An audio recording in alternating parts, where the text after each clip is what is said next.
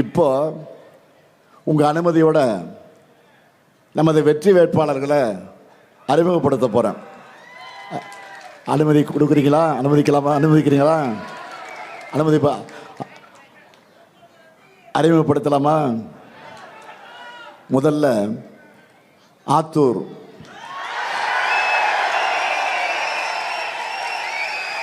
சட்டமன்ற தொகுதி நமது வெல்லும் வேட்பாளர், எல்லாராலும் அன்போடு ஐபி என்று அழைக்கப்படக்கூடிய பெரியசாமி அவர்கள். திண்டுக்கல் மாவட்டத்தையே திமுகவில் நாங்கள் ஐபி மாவட்டம் தான் சொல்லுவோம். எதிரிகளுக்கு ஐபி பேரை கேட்டால பிபி எகிறோம் இல்லையா? அந்த அளவுக்கு ஆளுமை திறன் கொண்டவர்.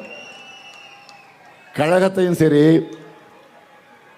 அவர்கிட்ட கொடுத்த துறையும் சரி, இந்த மாவட்டத்தையும் சரி பெரிய அளவில் வளர்த்த பெரியசாமி அவர்களுக்கு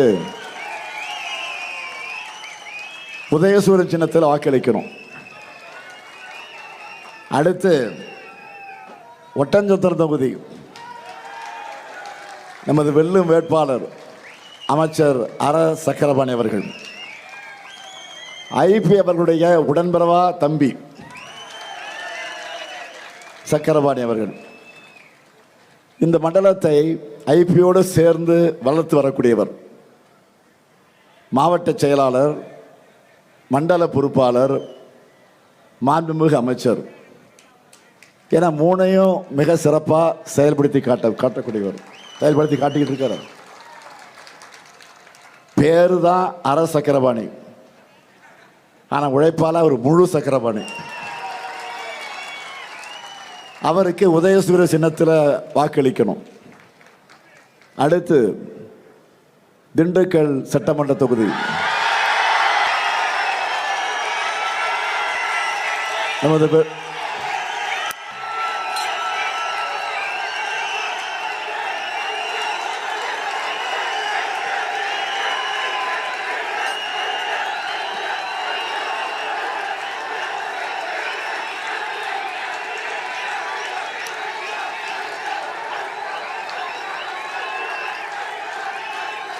நமது வெல்லும் வேட்பாளர் ஐபி செந்தில்குமார் அவர்கள். மாண்புமிகு அமைச்சர் ஐபி அவர்களுடைய மகனாக இருந்தாலும் செயல்பாட்டில் தன்னுடைய தனித்தன்மையால் செந்திலோட அப்பா ஐபி என சொல்லக்கூடிய அளவுக்கு பெருமை பெற்று தரும் என்னுடைய அருமை தம்பி, கழக தம்பி, இளைஞரணியின் துணை செயலாளராக இருந்தவர் திண்டுக்கல் கிழக்கு மாவட்ட செயலாளராக இப்போ சிறப்பாக செயல்படுகிறார். அவருக்கு உதயசூரிய சின்னத்தில் நீங்கள் வாக்குகளை அளிக்கணும். அடுத்து நிலக்கோட்டை சட்டமன்ற தொகுதி நமது வெல்லும் வேட்பாளர் எஸ் நாகஜோதி அவர்கள். கழக குடும்பத்தை சார்ந்த நாகஜோதி விராலிமலையன்பட்டி கிராமத்தை சார்ந்தவர். மகளிர் சுய உதவி குழுக்களை உருவாக்கி அவங்களுடைய வளர்ச்சிக்காக பாடுபடக்கூடியவர். கழக தொண்டையும் மக்கள் தொண்டையும் தொடர்ந்து செஞ்சுட்டு வரக்கூடிய அவருக்கு உதயசூரியன் சின்னத்தில் வாக்கினை வழங்கணும். அடுத்து வேடசந்தூர் சட்டமன்ற தொகுதி நமது வெல்லும் வேட்பாளர் வீரா சாமிநாதன் அவர்கள். அடிமட்டத்திலிருந்து வளர்ந்தவர், மக்கள் சேவகர். வேடசந்தூர் மேற்கு, வேடசந்தூர் தெற்கு ஒன்றியத்தினுடைய செயலாளர். அவருக்கு உதயசூரியன் சின்னத்தில் வாக்கினை வழங்கிட வேண்டும். அடுத்து பழனி சட்டமன்ற தொகுதி நமது வெல்லும் வேட்பாளர் மார்க்சிஸ்ட் கம்யூனிஸ்ட் கட்சியை சார்ந்த என் பாண்டி அவர்கள். இந்திய ஜனநாயக வாலிபர் சங்கம் மூலமாக அரசியல் பணியை தொடங்கியவர். தமிழ்நாடு விவசாய சங்கத்துடைய மாவட்ட செயலாளர், கரும்பு விவசாய சங்கத்துடைய மாநில பொதுச் செயலாளர், இது போன்ற பொறுப்புகளை வகித்தவர். சிபிஎம் கட்சியோட மாநில செயற்குழு உறுப்பினர், மக்களுக்காக போராடி சிறை சென்றவர். அவருக்கு அறிவால் சுத்தியல் நட்சத்திரம் சின்னத்தில் வாக்களிக்கணும். தமிழ்நாடே சொன்ன மாதிரி அப்படிப்பட்ட திண்டுக்கல் மாவட்டத்துக்கு கடந்த 5 ஆண்டுகளில் ஏராளமான திட்டங்கள் செஞ்சு தரப்பட்டிருக்கு.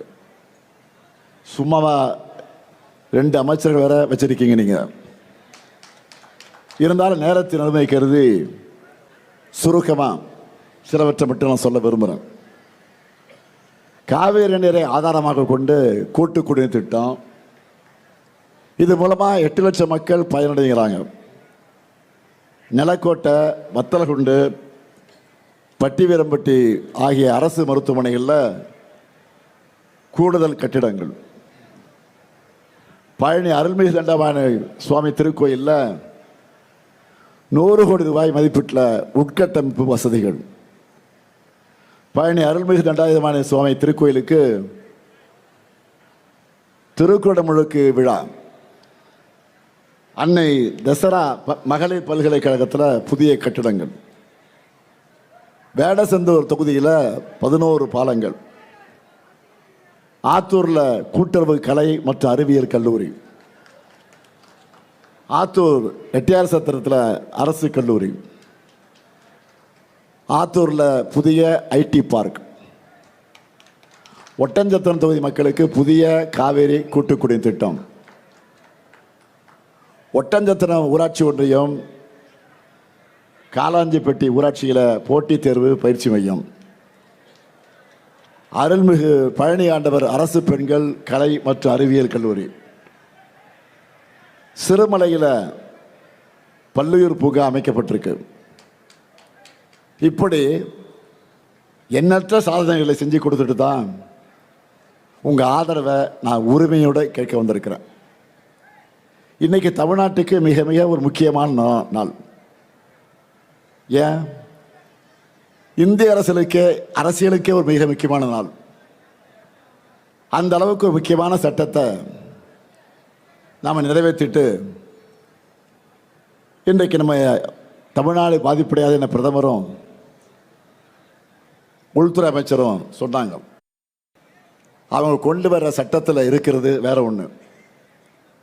எழுத்துப்பூர்வமாக சட்டத்தில் என்ன இருக்கோ அதுதான் மதிப்பு. ஆனால் அந்த கருப்பு சட்டத்தில் தமிழ்நாட்டுக்கு எத்தனை தொகுதிகள், நமக்கு என்ன சட்ட பாதுகாப்பு இருக்கு, எந்த சென்சஸ் அடிப்படையில் இதை பண்ண போகிறாங்க, இது போன்ற தகவல் எதுவும் தெளிவாக இல்லை. 1971 சென்சஸ் அடிப்படையில் தான் எந்த தொகுதி மறுவரையும் நடக்கணும். தொகுதி அளவுகளுக்கான அடிப்படையான 2011 சென்சஸில் எடுத்துக்கக்கூடாதுன்னு நாம் போராடுறோம். அப்படி பண்ணால் தமிழ்நாட்டினுடைய தொகுதிகள் இப்போ இருக்கக்கூடிய அளவு அதிலிருந்து குறைஞ்சிரும். அதுக்காக நாம் ஒத்துக்க மாட்டோம். மொத்தத்தில் இப்போ இங்கே கொண்டு வர பார்த்த சட்டம் என்ன தெரியுமா? ஒரு பிளாங்க் செக் மாதிரி. அதில் தான் நம்மளுடைய கையெழுத்தை போட சொன்னாங்க. இவங்க நம்மக்கிட்ட இருந்தால் எவ்வளவோ பிடுங்க போகிறாங்கன்னு தெரியாமல் நாம் எப்படி இதை ஒத்துக்க முடியும்? தமிழ்நாட்டை மிரட்டி பார்த்தவங்களுக்கு இன்னைக்கு தக்க பதிலடி நாடாளுமன்றத்தில் கிடைச்சிருக்கு. நம்ம எவ்வளோ சொன்னோம், இதுக்கு இப்போ ஏன் அவசரம், பொறுமையாக எல்லாரும் கலந்து பேசுவோம் என்று கேட்டோம். இன்றைக்கி கூட காலையில் டைம்ஸ் ஆஃப் இந்தியா பத்திரிகையில் இது தொடர்பாக ஒரு கட்டுரை கூட நான் வெளியிட்டு இருந்தேன். என்னென்னா, நாடாளுமன்ற மக்களவையில் சும்மா சிம்பிள் மெஜாரிட்டி இருக்கிற ஒரு அரசு நினைச்சா மாநிலங்களுடைய தொகுதி எண்ணிக்கையை எப்படி வேணாலும் எப்போ வேணாலும் அவங்களுக்கு சாதகமான முறையில் மாற்றிக்கலாம் என்பதற்காகத்தான் இப்போ தாக்கல் செஞ்ச சட்டம் வழிவகுக்குது. இதை திரும்ப பெற வேண்டும் என்பதுதான் நம்முடைய கோரிக்கை. நான் மட்டும் இல்லை, இந்தியா முழுக்க எல்லா எதிர்க்கட்சி தலைவர்களுமே இதில் அவசரம் காட்ட வேண்டாம் என்று தான் கேட்டோம். 2023 மகளிருக்கு இடஒதுக்கீடு தர மசோதா நிறைவேறிடுச்சு. நாங்கள் ஆதரிச்சிருக்கிறோம். பாஜக நினைச்சா 2024 தேர்தலிலேயே மகளிருக்கு இடஒதுக்கீடு கொடுத்துருக்க முடியும். ஆனால் அதை அவங்க செய்யலை. இப்போ கூட ஒன்றும் கெட்டு போயிடல. தற்போதுள்ள தொகுதி எண்ணிக்கையிலேயே 33% பெண்களுக்கு கொடுக்கலாம்.